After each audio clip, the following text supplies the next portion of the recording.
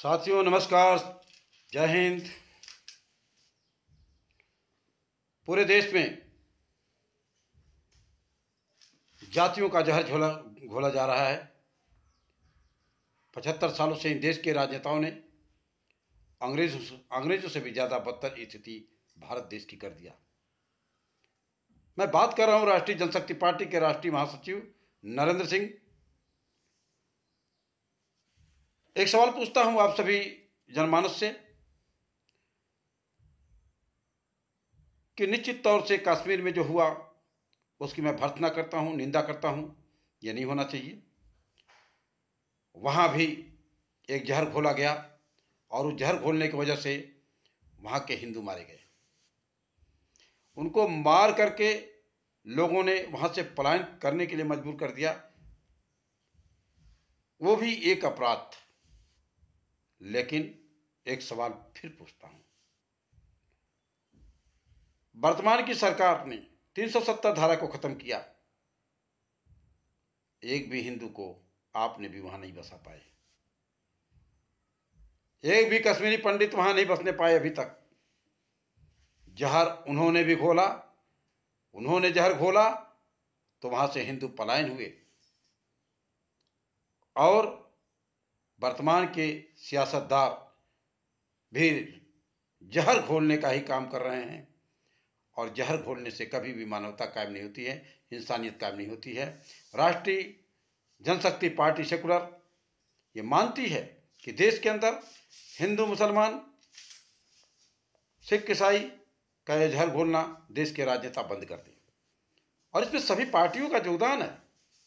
इसलिए मैं कहता हूं कि राष्ट्रीय जनशक्ति पार्टी सेकुलर भारत के सभी राजनीतिक दलों से एक विलक्षण है, अलग है।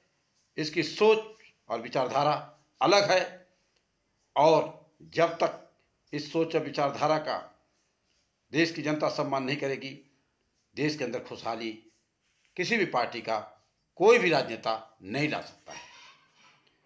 इसलिए राष्ट्रीय जनशक्ति पार्टी का नारा है, जात पात का नाता तोड़ो, देशभक्त से नाता जोड़ो। आप राष्ट्रभक्त बने। जिस देश का अन्न जल खाते हैं, हिंदू हो, मुसलमान हो, सिख हो, ईसाई हो, कोई भी हो, जिस जन्मभूमि की मिट्टी से उपजा हुआ अन्न खाते हैं, उस राष्ट्र की महिमा और उस राष्ट्र का गुणगान सर्वप्रथम होना चाहिए।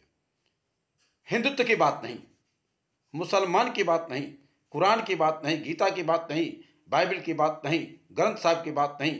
सबसे पहले हमारा देश, जिस देश में हम पैदा हुए हैं, जिस भूमि से हम अनाज खाते हैं, और उस देश को की अखंडता के लिए और उस देश की समृद्धता के लिए ये सिख, हिंदू, ईसाई, पारसी, इन सबको एक तरफ करना पड़ेगा। लेकिन ये देश के राजनेता 75 सालों से अंग्रेजों की तर्ज पे ये मानने को तैयार नहीं है।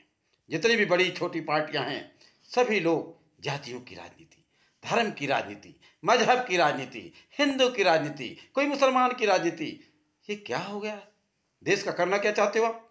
इसलिए ठान लिया है राष्ट्रीय जनशक्ति पार्टी सेकुलर ने कि अब इस देश के अंदर, इस भारत भूमि पे ये 75 सालों के इन सारे राजनेताओं को दरकिनार करते हुए देश में एक अच्छी व्यवस्था को कायम करना है, जहां न कोई हिंदू होगा, न मुसलमान होगा, न सिख होगा, न ईसाई होगा।